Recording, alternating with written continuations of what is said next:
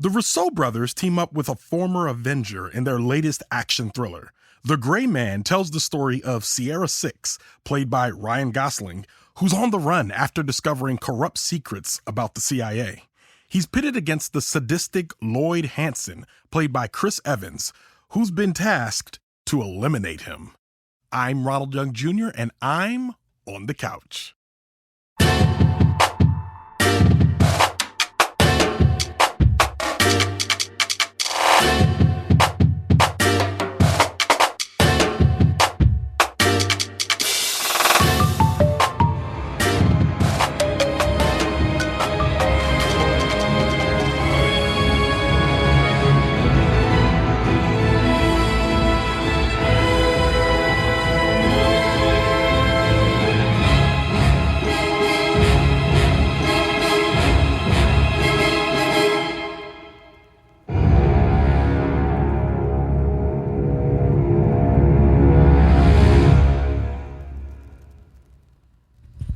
Check. All right, this is Ronald, and I am on the couch after watching The Gray Man. The Gray Man, directed by Anthony and Joe Russo, written by Joe Russo, Christopher Markus, and Stephen McFeely, starring Ryan Gosling, Chris Evans, Ana de Armas, Jessica Henwick, Rege-Jean Page, Dhanush, Wagner Moura, Julia Butters, Alfre Woodard, and Billy Bob Thornton. So I wasn't planning to review this movie at all, actually. I was going to skip this one. You know, I saw it on Netflix. I don't really think that most of the movies released on Netflix are very good. I've reviewed some of them. I even reviewed Hustle a few weeks back. Enjoyed that one. But like Netflix movies are they're not even hit or miss. They're like kind of meh or miss in most cases. And of course there are exceptions. I liked Extraction, I believe. And then there was The Old Guard, which wasn't too bad. It was a little cheap, but it wasn't too bad. And in this one, Ryan Gosling plays a prisoner turned spy who goes on covert ops for the CIA.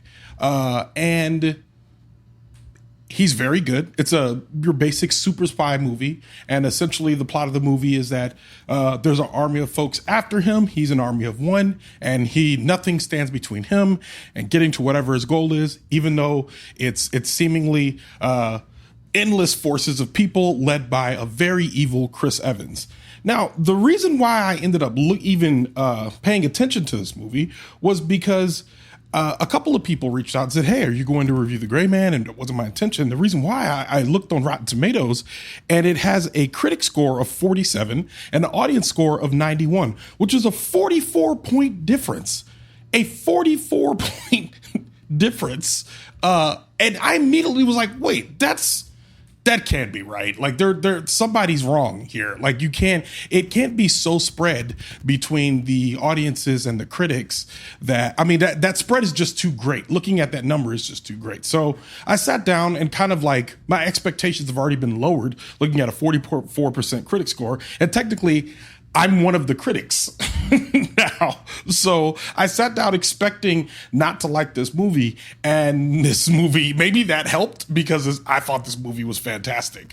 It is good action. The acting is good. The dialogue's a little stilted and it's a little formulaic, meaning that it's not perfect by any means, but it is a great execution by movie makers that I really enjoy watching their stuff. I mean, I'm pretty sure the Russo brothers also did, or at least one of them did, Extraction, which I also enjoy, which had Chris Hemsworth. This one has Chris Evans, and the Russo brothers again, who really know how to put together an action movie with just enough plot to keep you engaged and not confused, which for me is enough. You know, I really looked around in this one to see like why it would be rated that low. Now, I also think the audience score is a little high. It's 91. I think this is probably sitting somewhere.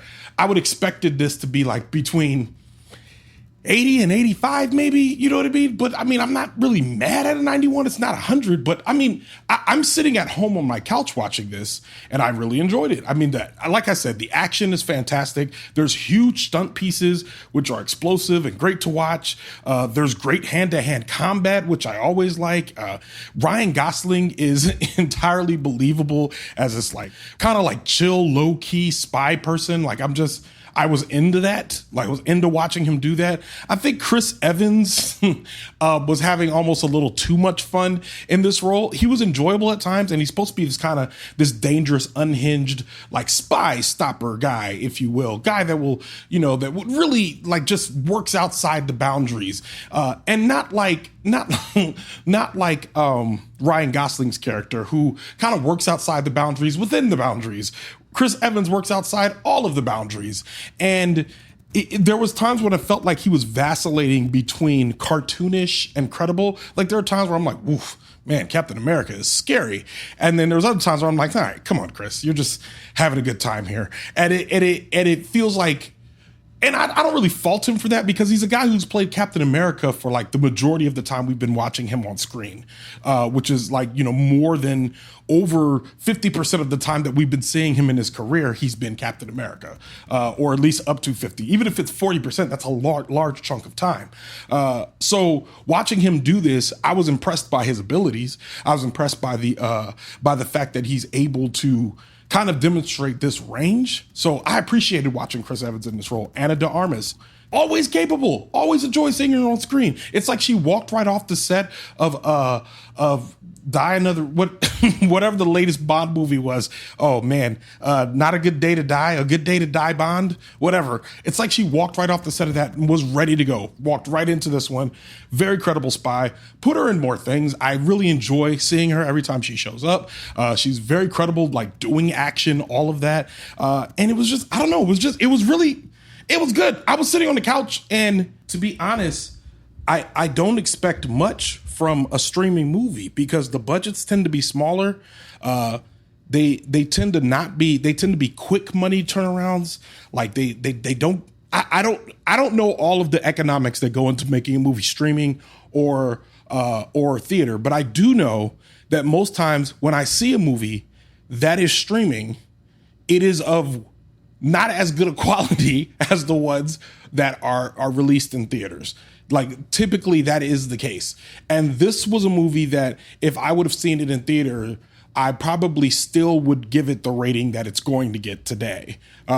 Which I just don't, I don't feel like I had to struggle to get up. As a matter of fact, I might have enjoyed it more seeing some of these scenes play out on a much larger screen. So I don't know. There's some sweet drone shots in here. The Russo brothers are having a lot of fun with that.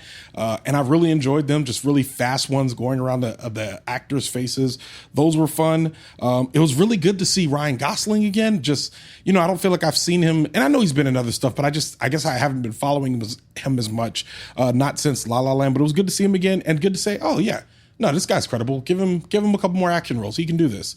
So yeah, it was good. It was a solid action movie. I personally would give it 3.5 of 5 stars.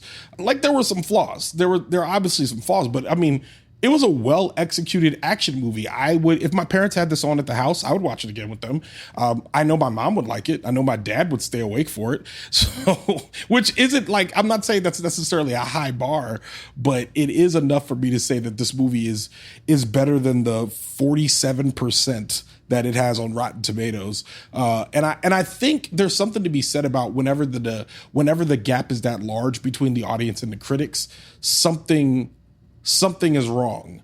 Like, either the critics are tired of seeing movies like this, and they're making commentary on that. To be honest with you, I think examples of bad action movies are the Fast and Furious movies. Recently, they have gotten real bad.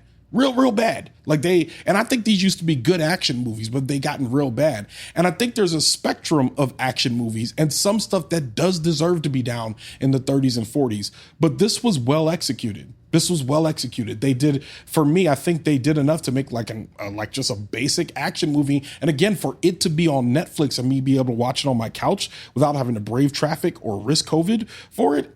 I mean, what are we talking about here? What more could we be asking for? That's really all I got. I enjoyed it. It kind of reminded me a little bit of Smoking Aces, which is another movie I enjoyed. Which, if y'all remember that, it stars the other Ryan, Ryan Reynolds. And I believe it came out in mid-early aughts, something like that. So, yeah, I don't know. Check it out. It's on Netflix. Again, that's The Gray Man, 3.5 of 5 stars. And with that, Leaving the Theater is a production of OhitsBigRon Studios. The show is mixed by Thomas Tyra of Bias Studios. Thank you, Thomas. Show art from Katie Helm. Theme music by the mysterious Breakmaster Cylinder. To find out more information about The Gray Man, check our show notes for more details.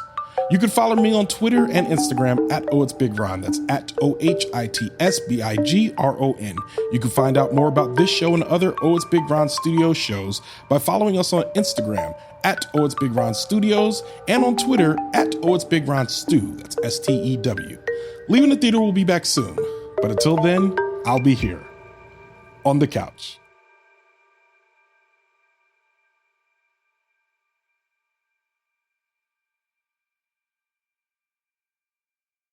I'm just sitting here wondering, did I even open this episode by saying, all right, this is Ronald and I'm leaving the theater after... No.